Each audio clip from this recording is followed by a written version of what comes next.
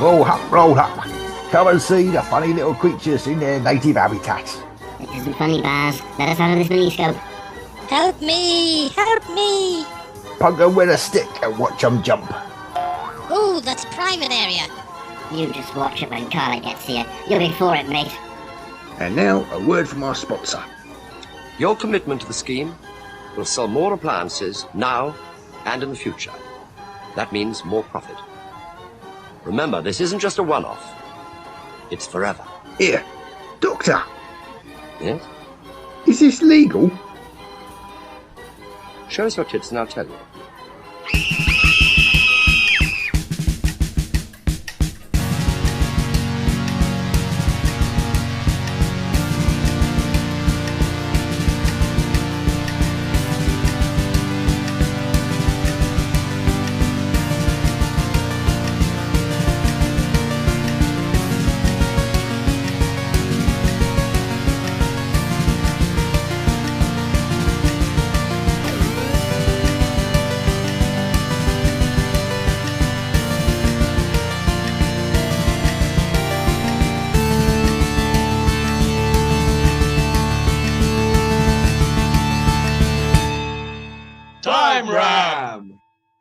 Hello and welcome to Time Ram. It's the Doctor Who podcast where we take a randomly selected Doctor and a randomly selected story and intersperse them, whether they want to be interspersed or not. Joining me, as usual, are Mr. Rupert Booth. Is this Time Ram? I thought I was on the Pyramid Game. No, Time Ram. Oh. And Mr. Barry Williams. I'm sure this is the Pyramid Game. Is it not the Pyramid Game? No. That was last week. Yeah. Oh, well, Yeah. I don't know what it is then. Yeah, and this week on Time Ram, we'll be doing the Jon Pertwee classic Carnival of Monsters, as if 'twere starring William Hartnell. So what do we think of that? I think it'll be bliss. Uh, Yeah, I mean, it's a bit odd, isn't it? I mean, this story actually there's some subtle things going on with the production because it's pretty much the first one that they recorded in set order. They couldn't do in the Hartnell era. Yeah. So we're going to have lots of very small sets and Vorg and Schirner crammed into one corner, basically. yeah. Because they did this in 2 recording sessions. The first 2 days were spent on the ship and the scenes inside the miniscope. And then they came back again for another 2 days that were all set on into minor. Right. Yeah. Plus, you probably wouldn't have the location either, would you? You wouldn't know, that'd all be No, that's not so. There's no reason why you wouldn't have location. Oh, they wouldn't. They do it on Ealing. They build a set on Ealing. They do it. Might build a set on you. Maybe on film, yeah, but it probably would do wouldn't be it on location. Yeah. Unless it was Edmund Warwick. The worst case scenario is that it's on film for a bit and on studio. I mean, a couple of years later, for the Smugglers, they went and shot on a ship. Yeah. Yeah, well, You it know, depends that when in the happened. William Hartnell era you do it. But I think if it's season 1 or even season 2, I don't think they're going to be going on location. Well, I think it's season 2. Thematically, it fits to me that we should replace the Space Museum with this. Okay. It's a bit of a pain in terms of the number of companions. Yeah. My thoughts. Then so is the Hartnell era. Yeah. My thoughts were the massacre. I Right. thought just have Stephen and the Doctor. And my sort of slightly out there thought was you've got to introduce Dodo at the end.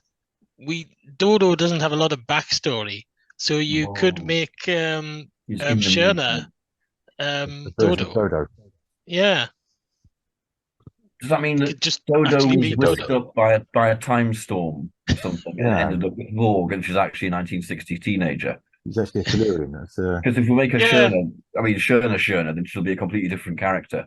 Yeah. Without Deanie Boppers wherever she goes as well.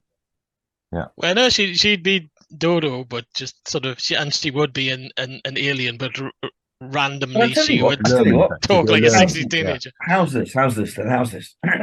So we'll take that as the basis for the idea. The TARDIS materializes on a ship, apparently in the 1960s. Ian and Barbara, Stephen. Stephen kind of going, wow, 1960s. They meet Dodo and teenager from the 60s. But she was actually scooped up by the time scoop. By the miniscope. And for some reason we contrive it so that when they set them all free, she ends up on Into Minor. a 60s ship instead of a 20s ship. It doesn't have to be a 20s ship, does it? I mean, there's actually no plot reason for it. In terms of what actually happened. Yeah. Apart from it's a nice setup, we appear to have arrived at a 1920s ship, but whereas this would be a contemporary ship. Was it just messy? I don't know. It's a pirate radio station. A pirate radio station. If it's a 20s ship, the inside Doctor the kind of knows the history, doesn't he? You can refer back to it.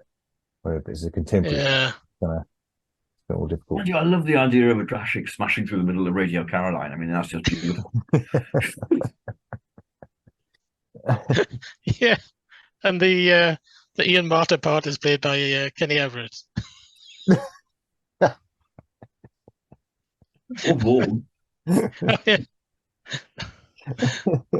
No, it made more sense for it to be. Kenny Everett really gets his dander up and threatens to fight William Hartnell. Yeah, that'd be oh, that's a mistake. That's a bad idea. Everett versus Hartnell. I'd pay to see that. Anyway, it's all done in the best possible taste.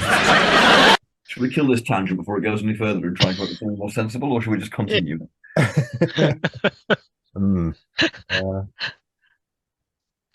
Yeah, I mean, I had originally thought Ian and Barbara and Susan, but I just thought the three companions was.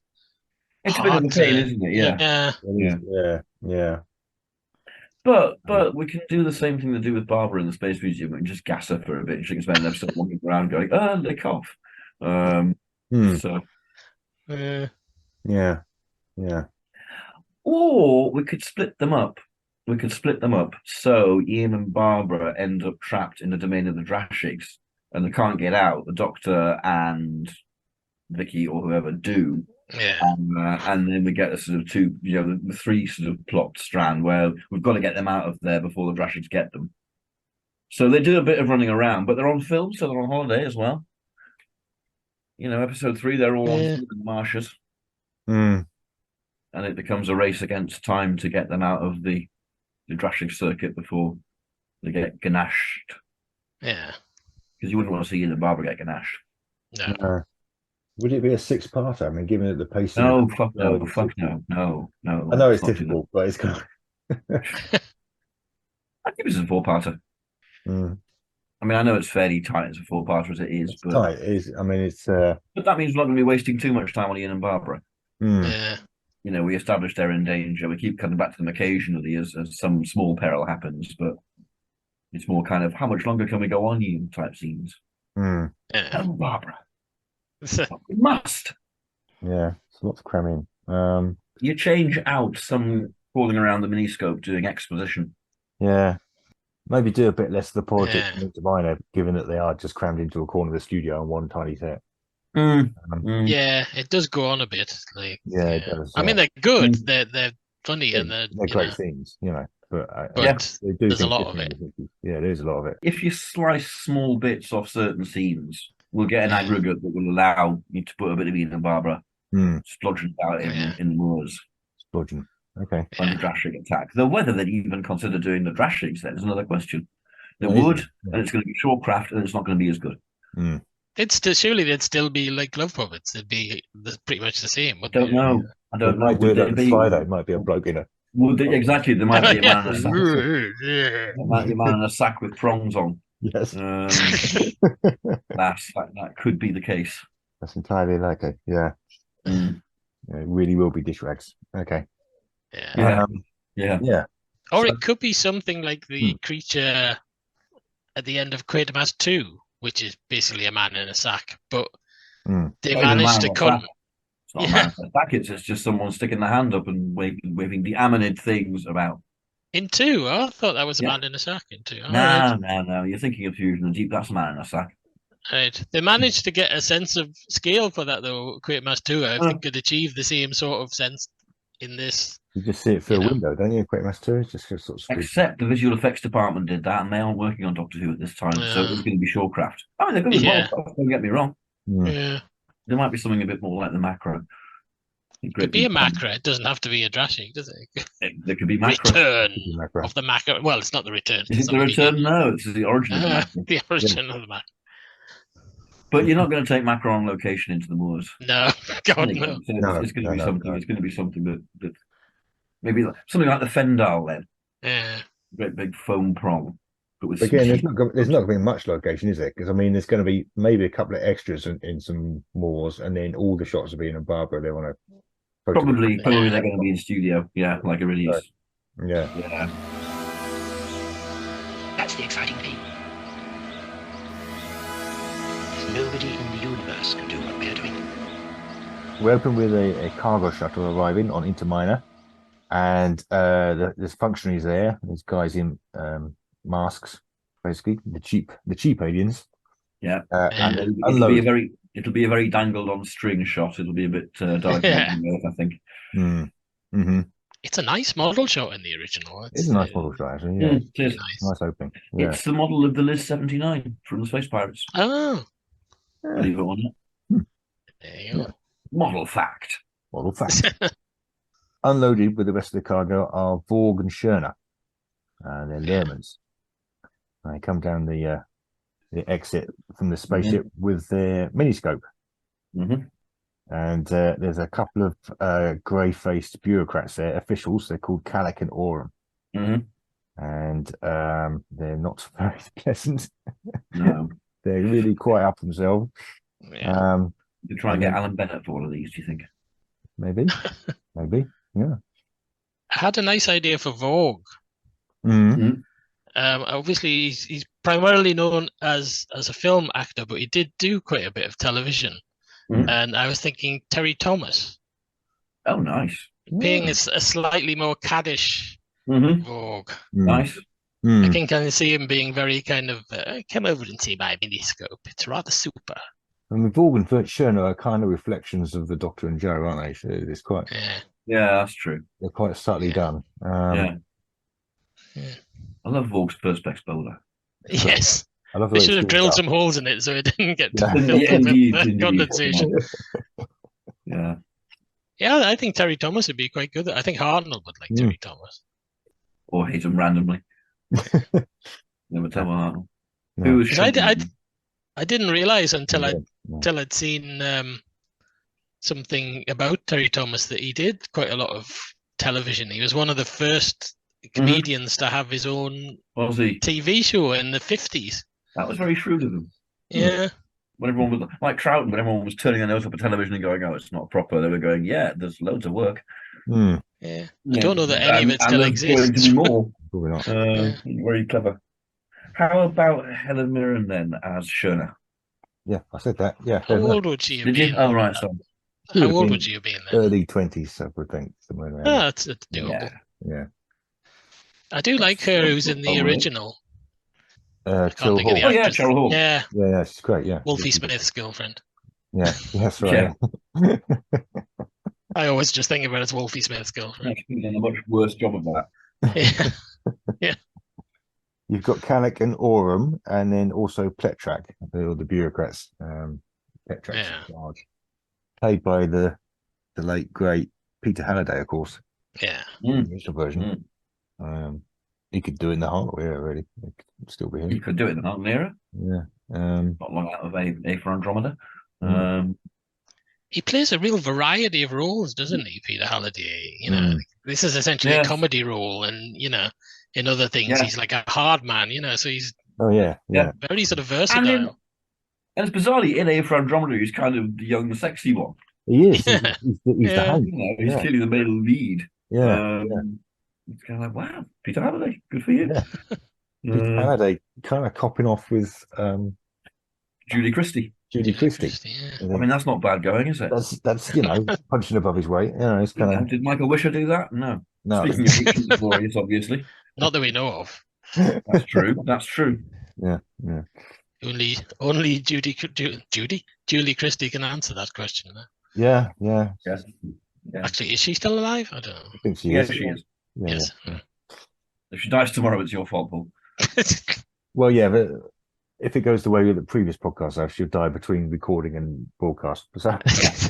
Yeah. Who's done that? Like Liz Truss of government.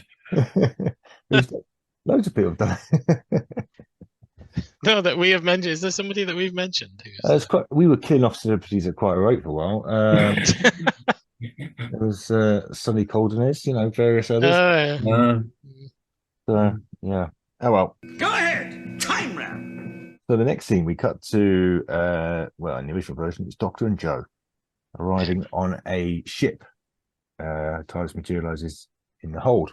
The Doctor's a bit annoyed. He was expecting Metabolus 3, and he refuses to accept that they're actually on Earth when they're on this ship. But of course, it's Ian not. And Barbara are delighted. Ian and Barbara are kind of going, "Do you think?"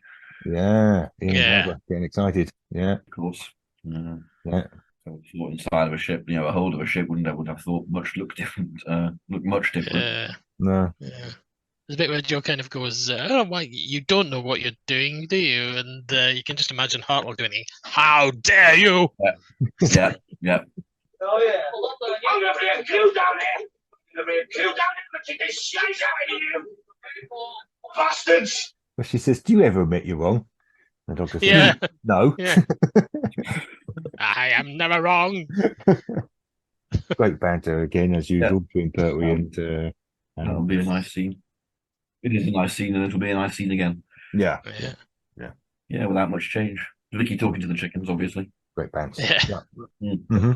So they make their way upstairs to a sort of cabin on this ship, where they encounter some more characters. All characters turn up straight away. It's Major Daly, his daughter Claire, and of course Lieutenant Andrews, who are interacting. He just walks in and punches Ian immediately punches him back, and they're just off. They're squaring from word go. They're squaring. Who's playing these characters? Who's playing them?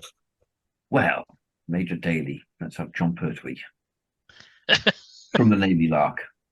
Well, they had Tenny Evans because he was an old mate of Pertwee's. Indeed. Who from the army then? Bernard Brislaw. That was Major Daly. You're young. Well, I only asked. Who else was in there? Bill Fraser? Bill Fraser. Yeah, Bill Fraser. You could do it. Cool.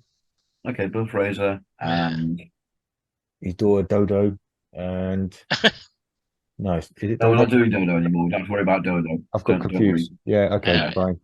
Dodo. Yeah, it's not in the 60s anymore. Then right. Back in the 20s. No, it can stay in the 20s. There's no need to drive the 60s. Yeah. How about Lulu? Lulu or Twiggy? Wendy Richard. Wendy Richard. Yeah. Yeah. That's Blapper daughter. Yeah. She spent years kind of being a sort of dolly bird before people realised she could actually act. True. Really good as Polly, actually. Yeah. Okay, and who's the Ian Marter character then? Nicholas Courtney.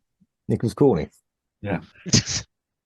Is this tying in with the eventually becoming a kind of a unit officer? That's it. Yeah, unit officer. Yeah. Right, okay. Tie it in. RTD will tie it in a much later story. So, yeah, that was obviously his father, obviously, or grandfather, whatever. Yeah. Non-specified ancestor. Okay. Because we'll be using Brett Ryan as being played by him. Could be someone more appropriate to 1987. Great. Okay. Yeah. So they work out that it is 1926. The Doctor refuses to believe that they're on Earth, and he's kind of proved right when they see a plesiosaurus. Yeah. The window. Yeah. I don't think this will look much better or much worse. Bearing in mind it's a hand puppet wave in front of the camera a bit. Yeah. The inlaying of it could be problematic. They might do it on film, actually.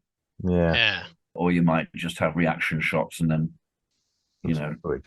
shots. Well, you could do a model shot of the edge of the deck of the ship to give it some perspective that comes up behind, and then you cut back to the studio where they're all going.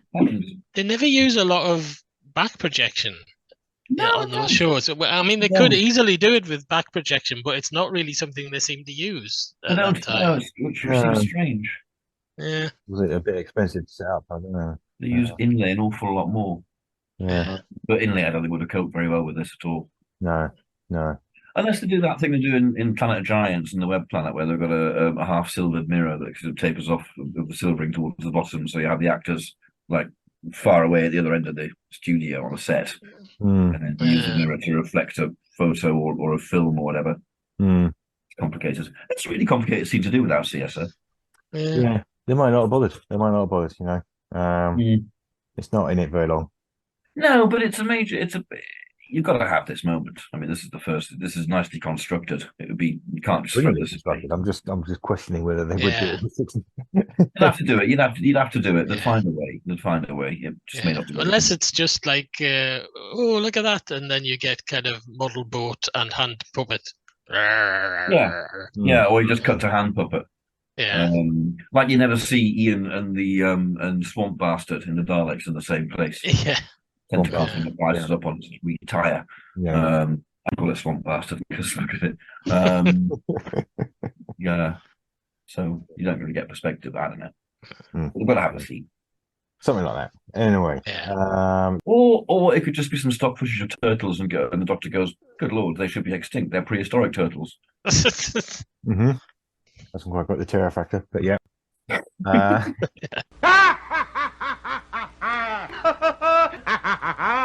They try and slip away. Basically, they think, right, we better get back to the TARDIS, and this is where they get spotted and accused of being stowaways and taken down to get locked up in Major Daly's cabin. So they get taken down to the next deck, and on the way there, they see a plate on the floor, which Andrews can't see. You can't see it. Yeah. It's invisible to him. Hartnell will find this fascinating.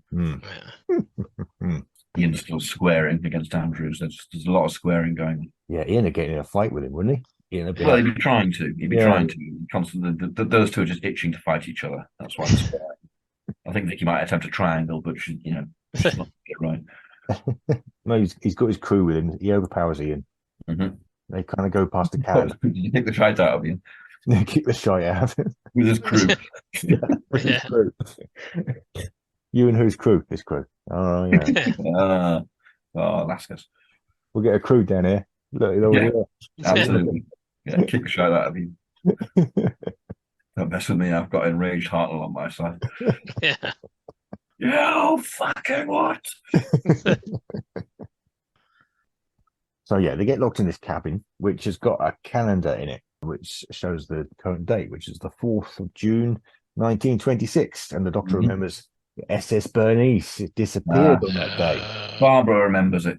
Barbara remembers it. She's the historian. She's a historian. Yeah. Anything about the past, it's her. You'll know. Yeah. You'll have this. The Doctor's going most interesting, and looking off in the distance and fading to black. Middle of the episode. Well, not quite, because they escape. They escape before that. Yeah. This is where we start to find out that the crew of the ship they're repeating. They're going through things more. Having the same conversations over and over. You can imagine that being very spelled out in the kind of Hartnell era with kind of Ian going. Really they just said the same things before. Yeah. As in the Space Museum. Yeah. So while this is all going on, they're having small scenes on Interminor with Vorg and Shurna. Basically failing to get their visas. We can probably cut this down quite a lot. So that gives us time to have a scene where this is really quite neat. The TARDIS crew go back to the TARDIS, or at least some of them do. Presumably the Doctor, because he's got the key. So the Doctor goes back to the TARDIS to get a tool that he needs to open this plate in the floor. Yes. And he just has time to pop in and grab it. When he comes back out again, he's interrupted. Vicky screams. The hand is coming in. Taking the TARDIS out. Nice. End of episode 1. And it's a great little mystery. The way this story builds, I mean, it just hooks you. There's loads of lovely images going on in it. It's proper Robert Holmes knowing exactly how to do this. Oh yeah. Superb. Great stuff. This is the Doctor. Present time, the High Council Time Boss. Keeper of the legacy of Rassilon. Defender of the laws of time. Protector of Gallifrey. So he's gone to get a magnetic coil extractor. That's what it is.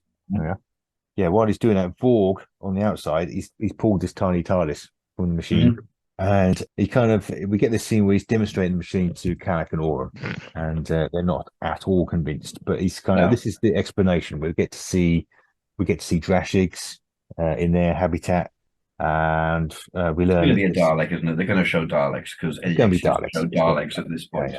And we learn that there's basically mini creatures, people inside the miniscope.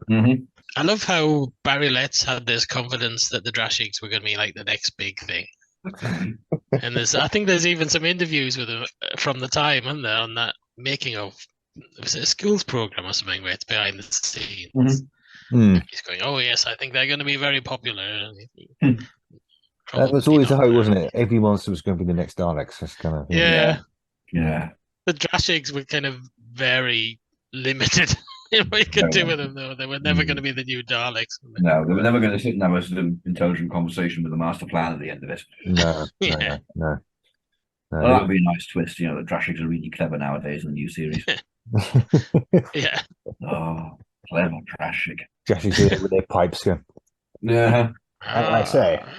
I like that shot where the three Drashigs kind of come up together. And they're kind of slightly too close together to the point where one of them looks like it's kind of Frenching the other one. They do look great, though. The Drashigs really work. They're kind of really crammed together in one shot. Yeah. Just getting a bit friendly. Yeah. Yeah. Commercial time. Traveling the Vortex.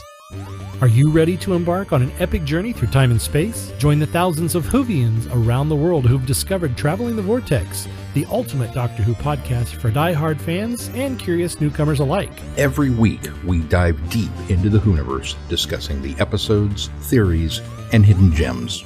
We dissect the Doctor's adventures, share behind-the-scenes stories, and explore the legacy of this iconic show. Traveling the Vortex brings fans together, fostering a global community of Whovians. Whether you're a fan of classic or new Who, there's something for everyone. Join us on this incredible journey as we unravel the mysteries of time and space. Don't miss out. Subscribe to Traveling the Vortex today on your favorite podcast platform. Traveling the Vortex. Your ticket to adventure awaits. Traveling the Vortex is a proud member of the Direction Point Podcast Network. You're listening to Time Ram, a Direction Point podcast. And we get some scenes here where Vorg dials up the aggression. Just to sort of get the creatures to fight each other. Right? Yeah. So this is all happening. Strips his shirt off and starts beating anyone who comes near him. Exactly. Yeah. This is the scene where Andrews gets in a bit of a fight. He's caught Ian again. He's like, "I'm gonna have you. Bring it." Yeah. And then don't even need my crew. Yeah. Take it on myself. Yeah. Whips his shirt open. Did you decide who was playing Andrews? Nicholas Courtney, wasn't it? Nicholas Courtney, that's right. Yeah. Cool. Yeah. It's going to be extremely British, isn't it? It's going to be a braying. It's extremely British in the original version, isn't it? Like, that's true. With rules, Oh yes, of course. No punching beneath the belt.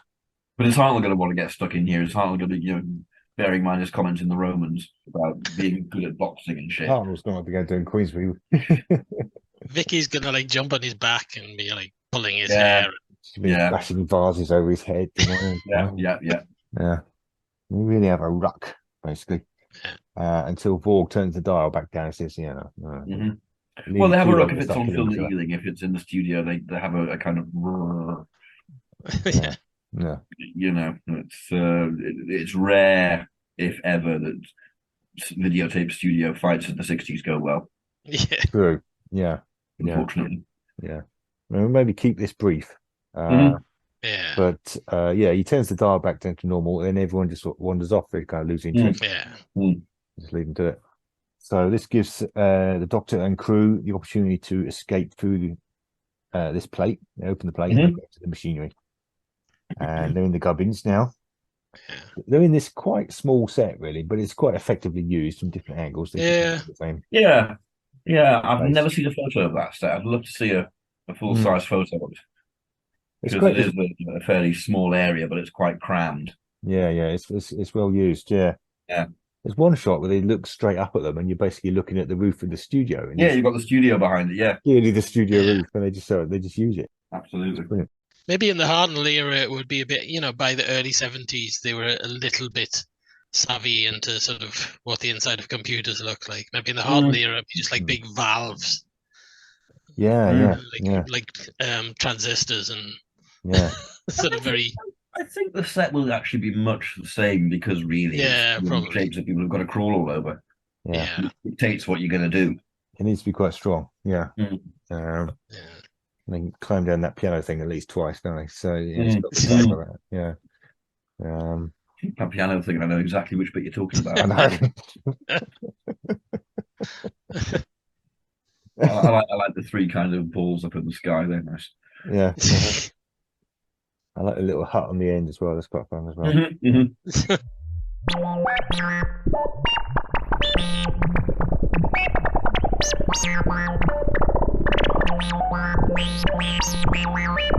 Oh, please be quiet. Meanwhile, on Interminer, basically, Borg and Schurner get accused of importing all these creatures without a license. Oh, yeah. So Kalek's solution is to destroy all the creatures in the scope. And they bring in this Eradicator, which is basically just a big old gun. We haven't decided on Kalek and Aurum, have we, either? No, not really. No. I mean, again, there's no reason why they couldn't all be played by the same actors, but we've done that cop out with Peter Halliday. Yeah, it was a bit of a cheat. Ivor Salter as Aurum. Okay. Interesting. Peter Glaze as Kalek. Yeah. With glasses. Is he villainous enough? I like that. I quite like that. Yeah, why not? Okay. Right. Thing is, in the Hartnell era, they might do them a bit more like the Sensorites rather than sort of painting people grey. It might be quite similar to the Sensorites. Yeah. Or they might be like the Moroks. They might just have wax hairdos. Yeah. Because if you're doing the functional users makeup. Yeah. Two sets of eyebrows. Something like that. Yeah. They might have big hair. That's what I'm trying to say. I was going to say sideburns. Might have big sideburns. Indicate that big sideburns. Really big sideburns. Really big sideburns. Yeah. Really, like Noddy Holder. Like Noddy Holder. Yeah, but ahead of Noddy Holder. Yes. Prefiguring Noddy Holder. Prefiguring Noddy Holder. That's a good title. Yeah. I'm not sure that was a good activity, but so they got this Eradicator. They basically fire at the machine, and the Doctor and his crew, they all get a bit fried. But basically they protected. The machine protects them. The miniscope, and the Eradicator just fails. And so Kalek's lost a bit of face here, but he's a nasty piece of work. We learn that he's plotting against his brother, who is the President Zarb. So Kalek's he's scheming, and he's also convinced that Vorg is a spy and might have a transmitter on him. He's actually very like the city administrator in the sense, right, isn't he? I mean, very similar. Yeah. In terms of character and motivation. I mean, he is the villain. He's in terms of villainous characters for this story, he's it. Absolutely. So they investigate the miniscope, and they take out the TARDIS, which now returns to normal size. Again, quite difficult to do in black and white era. Easier. They could do that with inlay. They could do that with inlay, I guess. Yeah. You put it. You put on a piece of black card and cut a photo out and zoom in on the photo. I love the way in the original how it starts getting bigger, then stops long enough for him to put it down. Yeah. And then starts getting bigger again. And then in a connection to season 2, it goes to the model that was built for the Rescue and the Romans. It's been repainted by that point, the famous one that appears in like Fury from the Deep and all that sort of thing. That really nice Shawcraft model. Okay. About 2 feet tall. I wonder if any of these models still exist. The little tiny one. The earliest one I've seen existing is the smaller version of the Shawcraft one that was done at the same time. That was sold at auction 15 years ago, and which is also the one in Tom Baker's title sequence. Model facts too. Model facts. We're getting the model facts. Yeah. I am Matt Irving. So while this is all going on, the Doctor and fam crew, they're looking for an air duct. They're looking for a way out of this machine. Yeah. And what they do find is they find a little doorway. They kind of saw their way through the tiny metal bar that's holding it shut, and they're into the swamp, the Drashig swamp. This is the point where we find out why the Doctor's been wearing wellies for the last 2 episodes. So it becomes clear. Yeah. Joe, on the other hand, just has to lump it. Well, Joe's got quite big boots on as well. But yeah, she's got right. kinky boots on, hasn't she? Yeah, but then she falls in up to her waist anyway, so it's kind of yeah. What are you gonna do? And poor old Vicky's going to be clomping around in sort of mud in like little sort of ballet pumps, and she's going to be in the studio. Vicky is at least doing it in the studio. Yeah, she's yeah, that's true. Yeah, she's going to be, she's going to be against a photographic backdrop. Yeah. A tiny set where you can just see the edge. Yeah. Stood right next to. Bit of dry ice. A bit of dry ice, if you're lucky.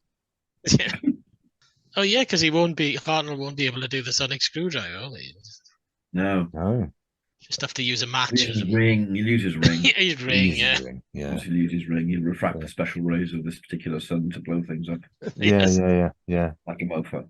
Yeah. So it's quite nice at the end of this episode. They're kind of wandering through this place, and then Vorg and Sherna spot them on a miniscope. And it's Vorg explains to us that, they're already dead. The Drashigs are going to kill them. And then the Drashigs appear, and naturally, end of episode 2. The miniscope's going to be a telly built on top of a prop, isn't it? Yeah, it is. The watching stuff, it's going to be a telly. Well, it won't be CSO, so it's actually going to be a monitor. It's going to have to be, built into probably a massive thing. Yeah, it'll be a big square thing. It'll be a big, massive, like the visualizer. Yeah. And something like that. Yeah. With some like springs on the top, that kind of thing, with some springs on, so when anybody was near it goes. Possibly revolving aerials. Yes. Yeah. Somewhere in the mix. Yeah. We haven't changed the structural, the episode endings at all, have we? No. Well, if you're going with 4 episodes, surprisingly well. I don't think you want to tinker with it. Really, it's kind of no. It's so well structured. It's I did kind of think that when I was watching it, I was thinking this kind of fits. You mess with it at your peril. 60s, yeah. How about time ram? Time ram? You couldn't do it in that old crock. Woomph. Time ram. Londoners. So they obviously have to escape the Drashigs. The Drashigs are following their scent. The good news is they follow their scent back to the cave, and they missed them actually stood there. Yeah. So are we leaving Ian and Barbara there? Is this what I think they should get split up, otherwise they've got nothing to do. They are just following the Doctor and Vicky around. Yeah. They get rushed by a Drashig or something, and they run in opposite directions. Yeah, they're separated. Yeah, okay. Yeah. And then, of course, the Drashigs start following the Doctor and Vicky's scent and go to the door, so they can't head back towards the door. Yeah. Where the Drashigs are. Yeah. In this cave, Barbara. Yeah. So they've got to stay Drashig free somehow. Yeah. Right. So, and the Drashigs follow the Doctor and Vicky. Yeah. But there's more than one Drashig. Yeah. The sliver. So well, let's assume that Ian and Barbara have headed out into the swamp while the Doctor and Vicky are back at the cave. Yeah. So, absolutely. And then so they escape. Yeah. Mm-hmm. And this is around the point where the Doctor realizes that they're in a miniscope, which have been banned by intergalactic treaty. Yeah. Which that's right, Fury. Yeah, it was right. This must be stopped. Moment. Yes. So Drashigs follow them into the machine, and Vorg and Sherna realize that they're loose. There's Drashigs loose inside, so they're quite worried. I wonder what this would look like, because it's very reliant on some very good model shots. And I mean, they're unusually good for that period. Not traditionally the rest of the time, but they just work really well. The Drashigs. And I can't think of any better way you're going to do them than exactly the same way. They're going to be sculpted models on a hand, on an arm. It just works, doesn't it? So I suppose I'm trying to visualize what on earth obviously the design would be different. On earth there would look. I think it might be something out of Fireball XL5 or something like that. Yeah. There would be that bit earlier looking. You might have great googly eyes on top, like the Magnodon. Like the Mortal Brains. Unless they are just like the Slider and they're just, it's just a bloke in a suit. Unless they're just a bloke in a sack. I mean, it's possible, but let's hope not. That would just ruin them. But yeah, you have got the problem of making these models interact with the studio in any way at all. So there might be a physical component. We've got to make a decision: are they model shots or are they a slither? There's bits where the crew on the ship are fighting them, and at that point, without CSO, you're going to really struggle to get that to work. Unless you give them tentacles or something, and you get a massive tentacle coming in and going off. Or they're like the Macra. They're basically big things, that kind of. Yeah. You can give them claws. Give them claws. Yeah. You can get a claw coming in and interacting. That's what they're going to do, isn't it? They're going to have a bit of a Drashig interacting. Yeah. A bit of an interactive claw. 6-prong. Yeah. So the Doctor wants to get out of this machine now, so he can put the world to rights, but he's blocked by this big old shaft. So they go back to the ship to get some rope, and while they're there, Vicky gets caught by Andrews. Yeah. And taken back into the ship, and then a Drashig breaks in. The Doctor's kind of knocked unconscious, and shit goes down basically. So he only comes around in time, basically, where Andrews is already at the point where he's throwing dynamite into the works of the machine. Yeah, this is all very picky to do with us. We're going to have a bloke in the suit rampaging. I suppose that's one reason why Barry Letts was obsessed with it, because they give the freedom. Yeah. Compared to what you had, but yeah, I think this will be visually simplified somewhat. He'll probably spend longer with Vicky and the crew. Obviously, Vicky's kind of trouble here. She's kind of being dragged off.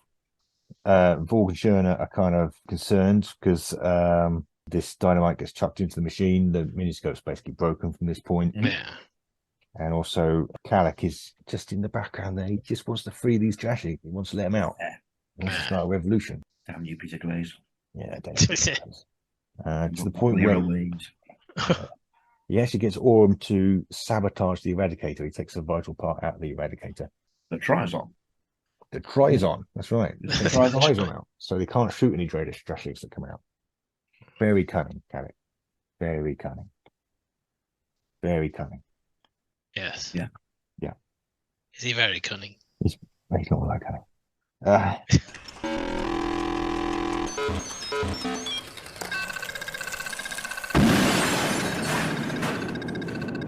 Thank you, Doctor. So yeah, this is where we get to probably my favourite part of the story, really, which is the Doctor's got his rope. He's managed to let himself out. Vorg and Sherna are there doing repairs to the machine when he kind of staggers out the bottom. It's great. Let's just specify out of the machine's bottom then. He doesn't stagger out of Sherna's bottom. No, he staggers out of the machine's bottom. So I love the way she shrieks as if she's in a mouse or something. Yeah. He seems a bit large compared to the size of the machine in the shot. But, he does. Yes. But, maybe he's already started growing. Maybe he has, yeah. Yeah, the compression field as you get back to the outer shell and starts going a bit. That's very fan wanky explanation. It kind of works. Yeah. I think you'll find that he is already expanding. We're on the 40-something episode of our Doctor Who podcast. Fan wank. So that's the end of episode 3 anyway. Hey. I do really, really enjoy getting to see. We've waited 3 episodes for the Doctor to interact with his characters. I really enjoy it. He comes in. Yes. He's going to give them hell now. He really is. I mean, he returns to normal size. His danders up. And his danders up. Yeah.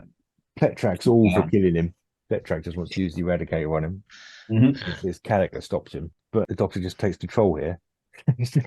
Completely takes over. Says, right, you're all in big trouble. And then, there's a great scene as well where Vorg uses Polari on him. Yes. Would we have that still? Probably not. Probably not. Hartnell would take huge offence at it. I was going to say, would Hartnell have his... Yeah. How dare you? Yeah, this is very not those mad lads, Innocent Jerry. Yeah. So, the Doctor's he's quite angry about this machine. He needs to get back in there to save one before it breaks. Hartnell's not quite angry. He's incandescent. He's just off on one. He's shouting the studio down. dust is falling from the rafters of Lime Grove. Dead birds and shit. Well, it turns out that Borg doesn't really own this machine. He won it in a game of chance from this Wallerian. Yeah. So they become allies quite quickly. Really, they kind of yeah. He gives the Doctor this part. I think we're going to cut back to Ian and Barbara at some point in this, aren't we? We're going to have to keep coming back to Ian and Barbara. Yes, we shouldn't forget about them. They're still there. Yeah. Yeah. The Doctor's worried about them. Yeah. He is. Yeah. Ian and Barbara would be a kind of Ian tries something moment. Yeah. He tries to make a bow and arrow out of, something. And it doesn't work. The long stories are full of kind of Ian tries something moments. Yeah. He just tries to do something, it doesn't work. But it's used up 10 minutes of screen time. Yeah. They're gonna get back to the cave eventually, aren't they? They're gonna go back to the cave. Well, they could go back to the cave and get lost in the machine, and that's good timing because the machine's going to start overheating now. Yeah. So that's fine. Yeah. The Doctor's basically he's got this big device that he's got out of the TARDIS. It's going to be that one with all the kind of this stuff going over the top of it in the 60s, isn't it? That kind of oh yeah, the dome thing. The dome thing. That's it. Yeah. He's going to patch that into the machine. What is that thing? It's great. I really fancy building one. Yeah. Approximating it just because it's such an iconic thing, but it is, isn't it? In that Dalek 6388 thing, didn't they kind of cover it? It starts from Curse of the Fly, I think, is the first time what it was built for. One with the control panel from Galaxy 4. Yeah. He said, fascinatingly. Yeah. Where did you get hold of this? My fiancée. I see. You're what? Yes, I made some cocoa and got engaged. So yeah, we've got scenes taking place on the ship as well. Of course, Vicky's in trouble there. She's kind of getting locked up, but then everyone forgets her again. Yeah. The scenes here with Joe, where they do that and then they catch her again. Yeah, we could chunk a bit of that for a bit more Ian and Barbara, couldn't we? Yeah, I think we probably could. Yeah, and then she escapes anyway. So exactly. Yeah. Basically, the Doctor gets Vorg to hit a switch, and then he's back into the miniscope. Tetrak comes in at the wrong moment and basically destroys the machine. Paddy blows things up, doesn't he? He blows it up. Yeah. Helpful. Yeah. Adds a bit of extra tension, doesn't it, in the last episode? So the Doctor's back in the machinery. Vicky comes in, Ian and Barbara. I guess they all come back together. So there's some plot as well going on with this bit of the tries-on from the Eradicator. Kalak's been plotting that they'll get blamed for it, so he's hiding it in their bag, Vorg's bag. Hides it in there, but Vorg finds it when he's looking for other parts to fix this machine. And knows what it is. Yeah. There's scenes here where Kalak is basically trying to lever the machine open so they can let the Drashigs out. Which turns out to be a really bad idea. Stupid idea. Really bad idea. Drashig comes out, eats him. Yeah. But Vorg's there, he's got the part, he can repair the Eradicator and fight the Drashigs off. That's his heroic bit. And then fixes the machine, takes the Doctor, and everybody out. He's pretty good at the end as well, isn't he? Yeah. Vorg really goes for it. Yeah. He's all right. Yeah. He stands up. Yeah. That's right. I'm amazed he hasn't had his own Big Finish box set yet. The Vorg and Schörner Adventures. Yeah. They'd have to recast him, but yeah. But that wouldn't stop him. No. It's only a matter of time, really, isn't it? So basically everyone's freed. All the people get sent back to where they came from. The SS Bernice is back in the Indian Ocean in 1926. I love that bit of Major Daly finishing his book. He finishes his book. Yeah, he says he's full of nice little grace notes like that. Yeah, it's great. I think it's been the longest book he's ever read, And then obviously Vorg's the hero of the hour. His machine's busted, but he's going to be in charge of this planet in a week. He's going to and the TARDIS crew just sort of slip away. And they just go away. Yeah. And that's basically it. Next episode. God knows what. Silver Nemesis. Yeah. Yeah, they see some Cybermen on the visualizer and they're like, oh no. Yeah. I mean, that was shorter than I expected because we changed practically nothing. Yeah. And you really don't have to. It's the visuals where it's going to be different. Yeah. Whether radically different, I don't know. Into Minor still might look much like that. Yeah, it'd be a lot smaller. It's going to be a smaller set because they're all crammed into Lime Grove and they're having to come back every week with a bit of shit. No. Season 2, they're on Riverside. They've got a bit more space now. Yeah, but it's still nothing like. Oh yeah, but still, every week it's yeah. You can't do the editing, so you can't do them in the studio session. So it's going to be quite small sets. Which reduces probably what they can do. Which I guess is quite useful having Ian and Barbara split off in that case, because a lot of the other action is going to be reduced. If they can push the boat out and do Ian and Barbara mostly on film, that's going to help it a lot. Yeah. I mean, they didn't Dalek Invasion of Earth. There's a lot of film in that. They might. Because it's quite an expensive one, this. It might be that the sixth part that follows it, they just didn't spend much money on that. Yeah. Was the Mary Celeste for the chase built especially for that? Yeah. Well, they could do something like that, couldn't they? Really, for the ship, for the exteriors of the ship. I think, because that looks pretty good. The Mary Celeste. Yeah, it does. Yeah.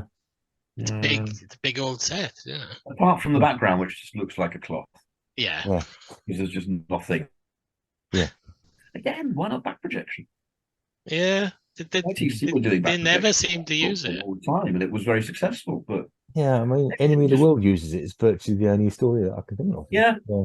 And Z-Cars, I was about to say maybe it didn't work too well with videotape cameras, but Z-Cars was using it constantly.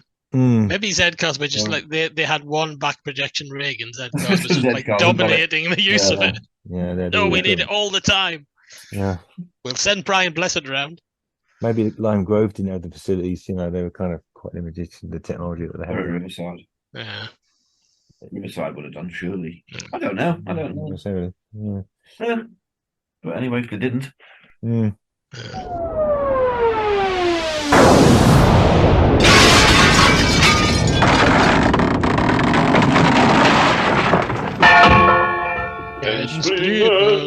Ensplinment. So, is this better or worse then? Sorry. What? I was saying exactly the same thing. Yeah, is it better or worse than the original? Yeah. I'm not going to say it's better because I think it's brilliant as it is. Yeah. I think I think the Drashigs won't be as well realized, therefore it's worse for that reason. Yeah, I think worse. Just for like we've said, it would be smaller. Just the sets smaller. will be tiny. Yeah. I don't think it's going to work quite as well. Yeah. But it's going to be a lovely classic Arnold story. Yeah. Oh yeah. With plenty of stuff for them all to do. Yeah. Surprisingly. But the original, I mean, either way, it's going to be a good one. Yeah. But I do think the Pertwee is going to be superior. I mean, it's such a good story. It's up there with Caves of Androzani. And Blink, is City of Death. It's up. It's top echelon. It's I mean, it seems for the Pertwee era, it seems churlish to say it's probably his best story because it hasn't got the Brigadier or any of the things of the Pertwee era in it. But it probably is his best story. His best story, yeah. I do like Spearhead. Yeah. But this one's so good. It's yeah. I mean, what lets Carnival of Monsters down for me is Into Minor, which looks so cheap. Yeah. And so very studio. That could have been done better. But it's a minor quibble. Yeah. I don't like when they're unloading the cargo and it's wrapped in futuristic silver wrappings, which just look like Christmas presents. Silver wrapping paper. I like the miniscope. That's a nice design. The functionaries look a bit toppy. Yeah. I love the bit where one of the functionaries kind of heaves the miniscope over a very visible cable on the studio floor. Yeah. Because it's on casters, but he's got to get it over the. He's struggling to get it over the cable. I am fond of the way that the functionary who's trying to raise the rabble and become the next functionary Che Guevara doesn't actually say a word. He just gestures. I'm angry. Yeah, it's obviously haven't paid the extra or don't want to invent an alien language. Yeah. It's kind of like, really, he should say something. What's that functionary doing in episode 1, isn't it? It's while Shirna's kind of taking her overalls off, he's kind of there sucking his finger or something. He's gonna go like this with his lip, isn't he? Yeah. What's that about? With his amazing rubber lip. Yeah. That's just one of those moments where the kind of extra thought, I'm gonna go like this, and like nobody stopped it. The extra thought, yeah, I'm gonna play stupid. I know how to convey stupid. A strange moment, yeah. Marks out of 10? Oh, 8.5. I'll say, yeah, I'll go 9. Yeah, I'd say 8. I think. Yeah. So it averages at 8.5. Yeah, a very easy average to work out for a change. Yes. Do you want to know which Doctor we're doing next then? Okay, yeah, the roll numbers, yeah. 3. 3. 3. Oh, we haven't had a Pertwee for Pertwee, time. yeah. Doctor 3 in story 7. It swaps these. Wow. Okay. We've had a 1 and a 3 story, and now we've got. That's all right. It's Reign of Terror. No, it's the Sensorites. Yeah. So yeah. Jon Pertwee in the Sensorites. Jon Pertwee in the Sensorites. Wow. Okay. That's odd. How odd do we put particular players in this? Ooh. Oh, Jon Pertwee. Right. Okay. Yeah. All right. Yeah. I've got to watch the Sensorites again now. Go watch the Sensorites.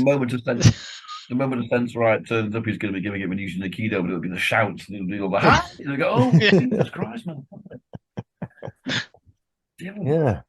6 episodes of Pertwee Sensorites. Nice. Okay. How bizarre that we've had like the first Doctor and a third Doctor story, and next week we've got the third Doctor and a first Doctor story. Yeah. With the linking factor of Peter Glaze. I can't fathom the third Doctor era that we've got now. That we've got Mission to the Unknown, Extremists, and Sensorites. It's kind of, I can't. It's like the 2 poles, isn't it? I can't get my head around it. Yeah. It's going to be a very different. It'll be, and it'll start with that. It'll start with, oh, we're going on a mission for the Time Lords. Are we? Yeah, because we decided we want to do an away mission this season, and that's the excuse. Come on. Yeah. Yeah. Put the colony space. Like, yeah, despite the fact that the TARDIS has been physically incapacitated, they can make it work. Right, fine. Yeah. Groovy. He might end up doing that like every other week. the way it's going. Well, you know. Well, the exile lasts until the end of season 1 to kind of go, yeah, all right, you've done something amazing. End. Travel. Sorry about that. Yeah. We're going on a mission for the Time Lords. What, again? Come back from a mission for the fucking Time Lords. Have that Time Lord with the bowler hat as a recurring character. He just keeps turning up and going, oh, nice. No, just one more thing, Doctor. Oh, not another mission. You have been listening to Time Round, a Doctor Who podcast. Join us next time for the third Doctor, Jon Pertwee, in the Sensorites. I've been Paul Ferry and probably still will be next week. And I've been joined by Rupert Booth. I don't know who I'll be next week. And Barry Williams. Next week I shall be Paul Ferry. Ah, yes, there'll be 2 of us then. I'd like to thank Ben Jones for our music. You can follow us on Twitter. Rup is at Rupert Booth. I'm at Paul Ferry 8 and X. Oh yes, X. You can follow us on X. That's the service formerly known as Twitter. Rup is at Rupert Booth. I'm at Paul Ferry 8, and Baz is at Baz Time Ram. You couldn't make this shit up. You can have a look at our what? So you couldn't make this shit up. You really couldn't. Yeah. Or you could join us on the Time Ram page on good old Facebook. That doesn't change its name. Good old Facebook. Yes, you can search for Time Ram podcast on there. Or you can get access to all our special material by subscribing to Time Ram Podcast on Patreon. Or why not leave us a nice review wherever you get your podcasts from? That would be a nice thing to do. Do it. Do it now. Go on. Do it now. Do it now. Quiet boy. Get it a job and do it now.